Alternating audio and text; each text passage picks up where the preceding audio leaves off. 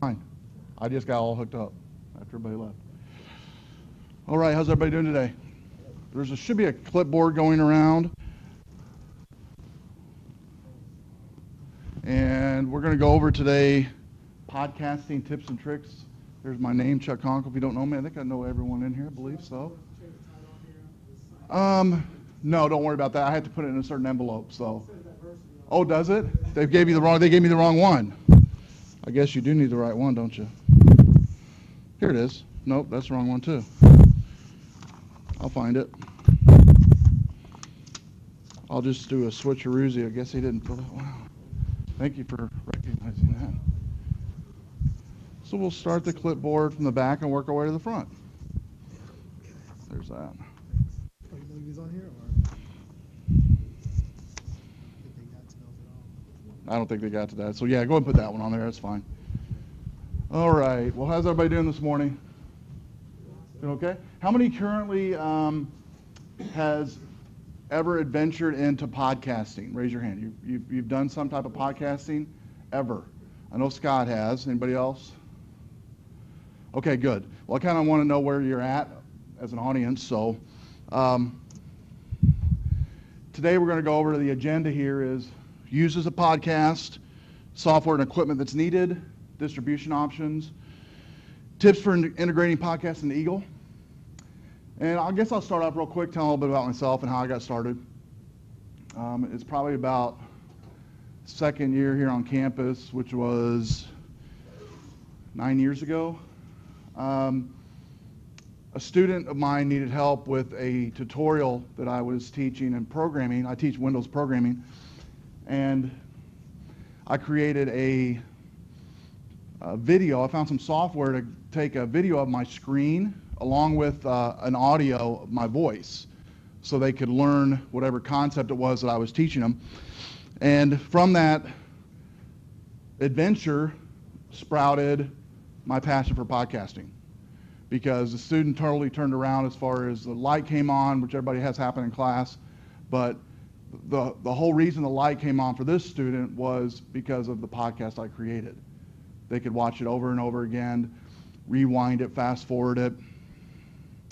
And I used that podcast for probably 2 to 3 semesters after that, and I got an idea of, well, this is definitely not going to replace classroom teaching, but it's a definitely great enhancement for teaching for students who do not get it the first time in class. And I don't have 24 hours, 7 days a week office hours to help these students, and I want to. So podcasting is a great tool to do that. So that's how I got started. And since then, it's everywhere now. Everyone's podcasting, from businesses to CEOs of companies. Students of yours are podcasting already.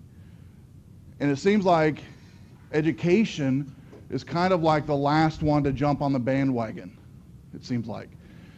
And so I have been slowly building or fighting an uphill battle for probably 3 or 4 years here on campus, trying to get people involved and know what it is and try to help them. And I think the main reason people are standoffish is just not knowing how to use the tools or what tools are available and how easy it is to use. And so hopefully I'll help you with that today, alleviate some of those fears you might have. So let's get right into it. I'm going to go through some facts, show you some demos, and hopefully if there's any questions at the end, you can email me and we'll get together and get you started podcasting some of your courses. So let's go over some terms first. These are fairly new age terms. Screencast is the first one you might have heard of. Basically, it's just recording your computer, whether it's a Mac or PC, along with your voice. So everything you do in class or in your office as you're showing a student, it's being recorded, and the student can play it back later. Make sense? In a screencast, it can be a one-to-one, meaning you are recording by yourself in your office, or it could be a one-to-many. You have students in the classroom, they're asking questions, you're repeating that question to be picked up on the microphone, and it's all that's being recorded live. And it's a great tool for students, because what I found over the last 5 years really heavily using this for almost all my classes, I do podcasting now. Students will write down 30 minutes or 35 minutes into the classroom on a notepad or on their iPhone or on their phone, go home and forward fast 30 minutes into the podcast to highlight or go over what it is they need to go over for a test or for a quiz or for whatever concept that we went over in class. And so this could actually be in any type of classroom you could think of. The other is vodcasting. This is basically just recording of your face or surroundings along with a voice. And most of your all your Macs and most PCs now have a camera of some type on them to where you could do this.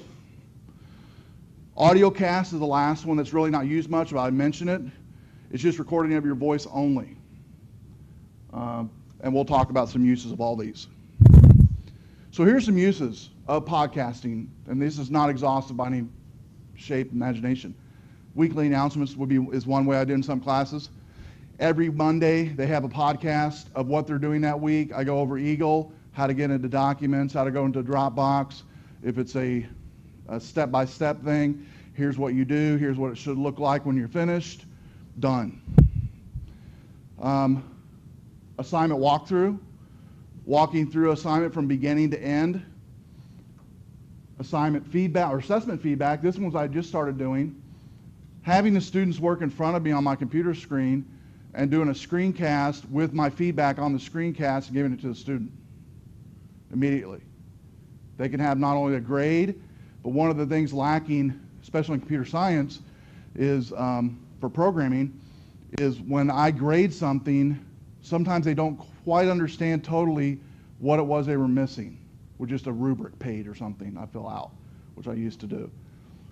So now with the screencast and my audio along with their code in front of them of what I'm showing them and what they did wrong or what they need to do right, what they need to investigate, the light goes on much quicker. And they also understand it before going to the next concept.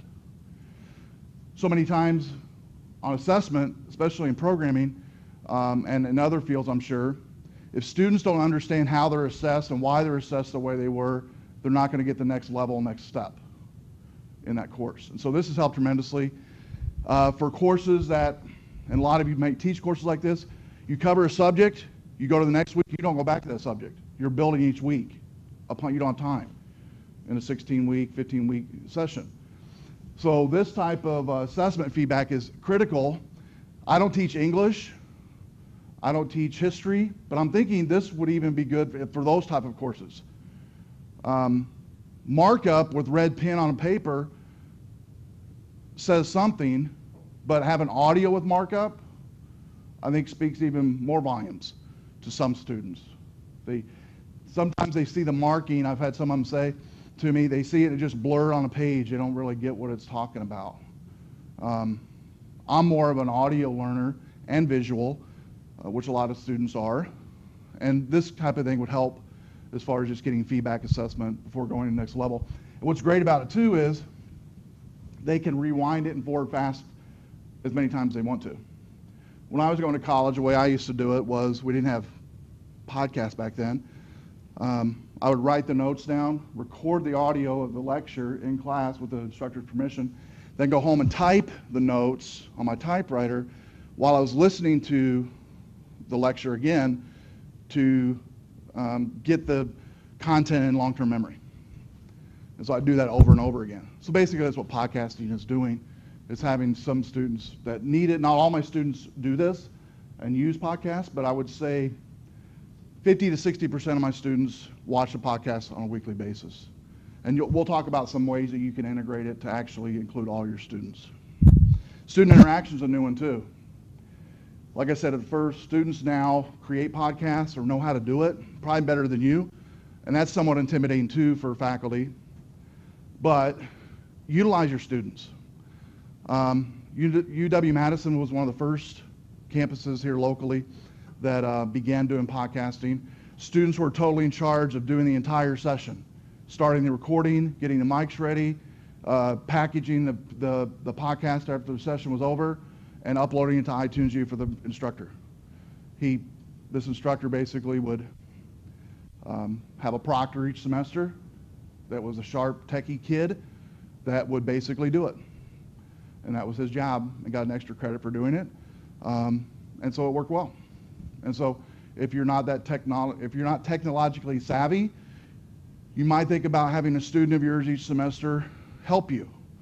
You'll be more than surprised, probably be real surprised how many would be willing to help, and probably give you a lot of pointers too, because it gives interaction with students and involvement. And I've had faculty do that before too. So student interaction could be have students create podcasts for online speech assignment. Hardware, let's go into this, and we're going to go in some ways you can create podcasts in a second. I'm wearing this mic actually on my lapel today. It's a wireless mic that docks into the station here. It has a USB charger. It only weighs 8 ounces undocked, 8-hour charge for Mac or PC, and has a 30-foot or more range.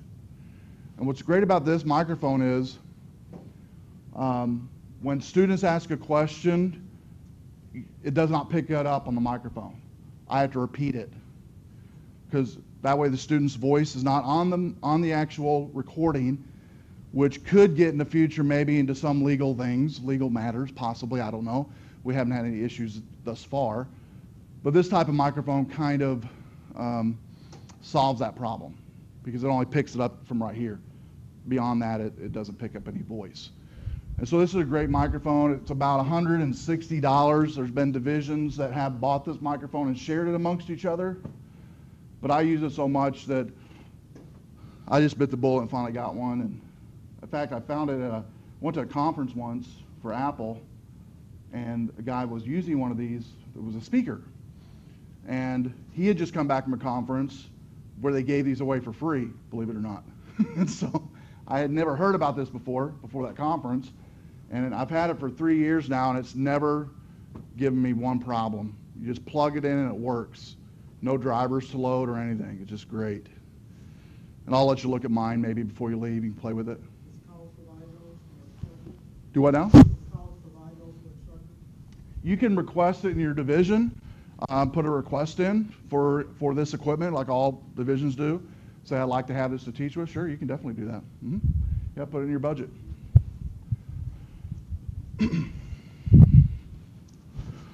Okay, let's look at software. Now, how many of you have a Macintosh? I know Scott's got one. Anybody use Mac besides Scott? Okay. So 2 of you?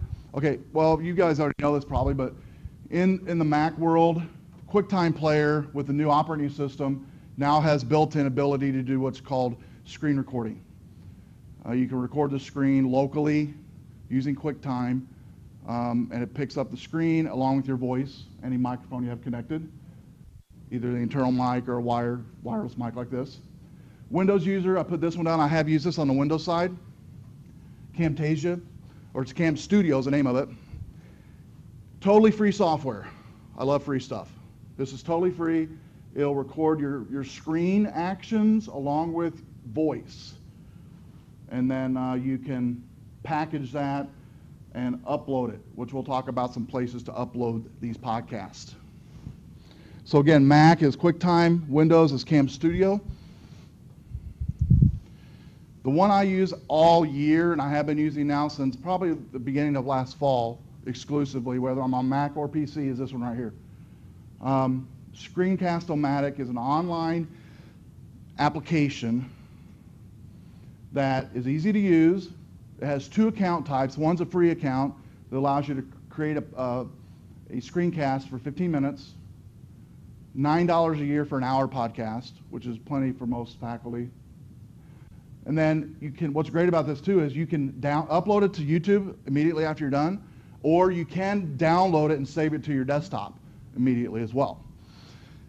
And again, I did a research last summer because I had some faculty that were, how do I install this software? How do I use this software? So I started researching online type of tools to do screencast.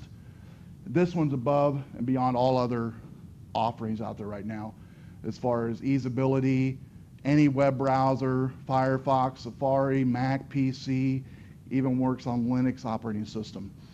But once you go to this website, basically, and I'm actually using it right now, you have a record button in the middle of it for the free account. It just begins recording. Select your microphone, it has a little drop down to select your microphone. I selected the X tag, and you can begin. So I used the free account for probably most of the whole fall semester last year. And then I dug deep for the $9 and paid for a year account. And I've never looked back. It's really great. And I'll show you the interface at the end of this. I'll actually package this presentation I'm doing right now and show you how easy it is to use. Yeah. Yeah. Yes. Yeah, they've fixed a lot of bugs since then. They did. And now you were using the free account probably? Yeah. Yep. Yeah, there was issues with the free account last semester, but since then they fixed it. I think it's like last October, November, they fixed that. Yep. Oh yeah. I did one last night. It was 50 minutes. It did take about 10 minutes to finish uploading, but that's not too bad. Yeah. So it does take some time to render, but they have sped it up quite a bit. And what's great too is if you get the pro account, you can, if you don't have time to do it in class immediately afterwards, or you're in a hurry, with the pro account you can save it onto your USB drive, the actual file it creates, go home, and then upload it later. Yeah, if you want to do that. So if you don't have 10 minutes, if you don't have 5 minutes, you can do that. And that's a really cool tool they've just added probably in the last 6 months. And I'll show you a demo of this in just a second. But this one I recommend highly for any faculty wanting to investigate immediately. I want to try out this podcast thing. I want to see how it works. I want to see how screencasting works. Real easy way to test it out immediately for a Mac or PC. And you don't have to have an X-Tag microphone to begin experimenting with it. You can have a cheapo microphone connected to your PC already and just start playing with it. You know, you don't have to wait for anything fancy. Now here's another question. iTunes U has been around since 2006 here on campus. We've got about 20 faculty members involved uploading podcasts or keeping static podcasts out there on iTunes U. Apple has given us it's up now to about 5 terabytes of space per educational facility. The clunky thing about it, though, I don't like is how you have to upload things, the way you have to do it. You have to log into an interface, grab the file, then upload it, name it. There's a lot of different things you've got to do, which in some faculties, that's so overwhelming they don't want to do it. And I don't have time to do it for all faculty, or I would definitely do it. So the second option that just recently came out, YouTube, you've all heard of YouTube, but they've actually done something pretty cool in the last year, is if you have an account that's in good status with them, in about a year's time, they'll take your 15-minute limit that you get by default and upgrade it to unlimited is what they call it. And everything I've read, the max amount of time is 4 hours, which none of us would ever upload anyway. But that's free, and it's totally free, it doesn't cost anything. And what's cool about YouTube is, if you didn't know it already, is you can make your YouTube videos unsearchable in YouTube. Meaning you'll have the link yourself when you log in with your account. You can embed that code in Eagle, but people can't search for it if you don't want anybody to just find it and stumble upon it. It's very easy to embed in Eagle, which I'll show you how to do in just a second. Just like 2 steps. Used to, in Eagle, when I first started doing YouTube videos in Eagle, I would use iTunes U for my static podcasts I had out there each semester, but then for my announcements, little tutorials, I would create in YouTube. And then what's great about YouTube, as you know, is you can embed it in any browser and it'll play. And so what I started doing was, instead of putting the structure, which I used to have, which I had a structure on Eagle, which some of you might have, lesson, or maybe week 1, week 2, so on and so forth. I would embed the video inside the week, and I started thinking about it, and the best way for me to do it, and students like it, is instead of doing it in the week-by-week folder, is I just put in an announcement. Create an announcement module in Eagle if you don't already have one, and with announcements you can put date ranges of when you want that video or that announcement to end.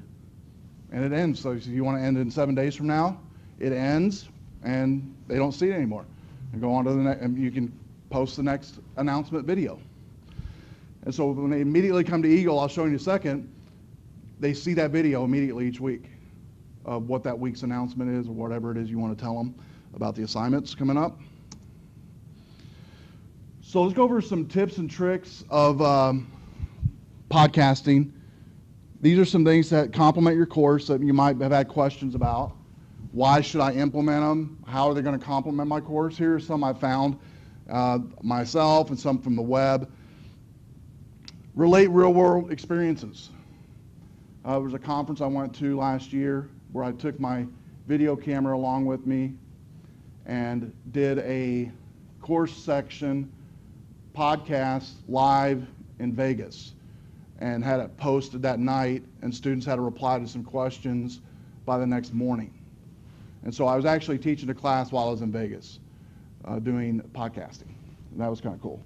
And so we went around the tech conference and showed them some stuff and interviewed some people. So the next is summaries of key points made in a lecture. So if you don't want to record the entire lecture in the class, you might want to just do it as a supplemental podcast inside your office. And there's a couple faculty who do this. They create a podcast that's supplemental that students have to watch before they come to class. They don't cover the lecture that they did in the podcast in class. They immediately jump right into assessment, activity, lab discussion, boom, right when they come into class. They've already watched the podcast, they've already watched the lecture online, and they come to class and have more hands-on type of activity.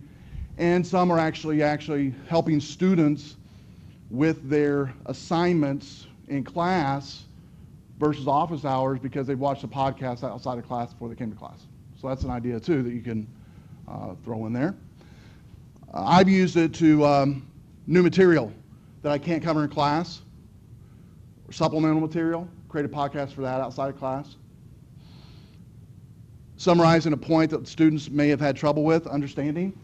That was how I first got started, I told you. I've done that many times since. I've had 3 or 4 questions of students with some issues on an assignment or some type of program they're creating. I just create a real quick, here's how to do it, here's some tips and tricks to help you. Done. And they love it. It's great. Discuss something relevant. Report journal article that you read, research results, remarks on a conference speaker. Suggest a particular topic that your students can Google for information. Invite them to share what they've learned in class, and then discussion forum or course student blog. Some of you might already do that. And then suggest a website your students can go to for more information during the podcast to share what they've learned in the class discussion forum or course blog. So you can have them watch a podcast, and underneath that, an Eagle respond to that podcast immediately. Begin dialogue and discussion immediately. Like my 102 class, the CIS 102 beginning intro to computers, the very last assignment they have is on pirating software, or how it's wrong to download pirated anything, and have them watch a YouTube video about it, and then they write a 2-paper essay on why pirating is wrong. And I had a student ask me once, could I write one on why I think it's right? And I said, sure, go ahead and do it. And give your valid points of what your reasons are for. And so it begins dialogue, it begins discussion, and that's what it's all about. Content tips. I started this when I first started podcasting. I don't do it anymore. You start with a script of how you want your podcast to go. It doesn't have to be detailed, but highlights, like note cards or whatever it is you want to do. Some of you will not feel comfortable doing that. You'll just feel better kind of off of the cuff and talking into the microphone. Edit the recorded version for long pauses, mistakes, ums, coughs, unintended sounds. I don't do this anymore. Students already hear it already. They know how I talk. They know my idiosyncrasies. So I don't take it out of the podcast. They know who I am, and so I used to do that, but I don't polish it much anymore. It's how I record it is how I upload it, basically. And consider having your students create podcasts of course-related content. For 2 of my classes, for their final, they have to create presentation, and one of the options I've given them is to create a podcast, and a lot of them have started doing that. Here's how to build a wireless network. Here's how to, I'm going to interview a network administrator on how to set up network security and the infrastructure of a hospital, and go into the hospital with their camera and interview and do podcasts and all that good stuff. So that's pretty interesting and pretty neat to have students do that as well. Some of you teach distant learning courses. Podcasts, I've found, do help students connect with the instructor because you don't have that face-to-face connection, but podcast becomes that face-to-face connection with them. Have students create podcasts part of the assignment, summaries of exercises, readings, activities, and I put in there a link to screencastomatic.com, and students can create these as well. And what's great about this website is they can create a free account, use a free account, and link it to YouTube or something, and then put that YouTube link inside of Eagle as a submission for all the students to watch if you want to, in a discussion board or something. So here's how I've integrated into Eagle. I'm going to show you here in a second how to do it, and then we'll have some time for discussion, looks like. So, posting new announcements, I've already mentioned, giving a date range. I've used that this semester. I've started doing that. And then using the embedded code from YouTube to embed it into that new announcement. So let me go ahead and show you real quick. I'm going to go ahead here and end this screencast.